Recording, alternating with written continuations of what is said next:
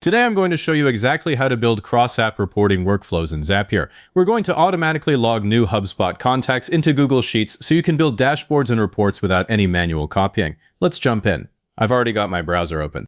We'll go to Zapier.com and sign in. Before we even create a Zap, I want to check that both our apps are connected. In the left sidebar, click Connected Accounts. I've got HubSpot and Google Sheets right here. If yours aren't listed, add them now. It saves you a pause mid-build.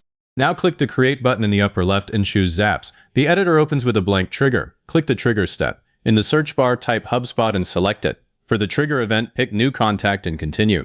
Choose your connected HubSpot account. I'm already connected, and Continue. You might get a confirmation screen. Just confirm.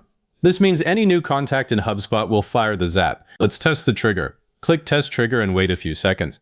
Zapier pulls in a recent contact.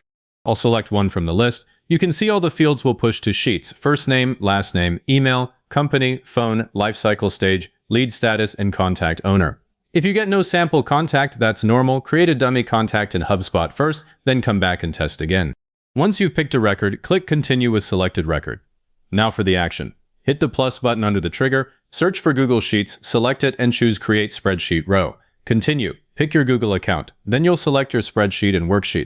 I've already set up a sheet called CRM Report with column headers: first name, last name, email, company, phone, stage, status, and owner. Make sure your sheet has those exact headers before this step. Zapier pulls them dynamically. I'll choose the sheet and the correct worksheet. Now the mapping: first name to first name, last name to last name, email to email, company to company, phone to phone, lifecycle stage to stage, lead status to status, contact owner to owner. If any field shows a warning, don't ignore it. A missing mapping will give you incomplete rows. I always double check this because a single swapped column can ruin your report structure. Click Continue. Time to test the action. Click Test Step.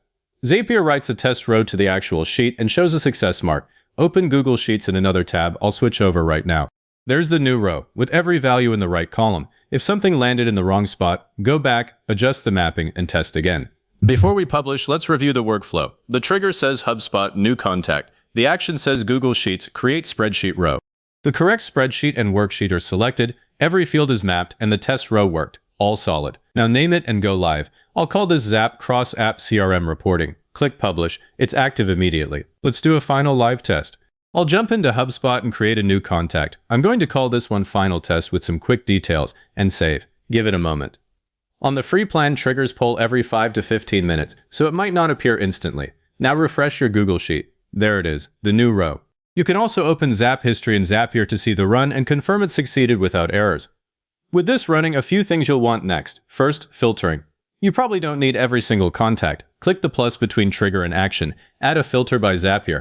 Set a condition, for example, only continue if lifecycle stage equals customer. That keeps your sheet focused on the people that matter.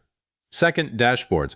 Highlight your data in Sheets, go to Insert, and pick Chart. Now you've got a visual report that updates automatically. And third, keep an eye on your Zap history, especially in the first few days, to catch any errors early. Under Billing, watch your task usage if your CRM is busy. You don't want to hit limits by surprise. Also, review the sheet periodically for duplicates or outdated records.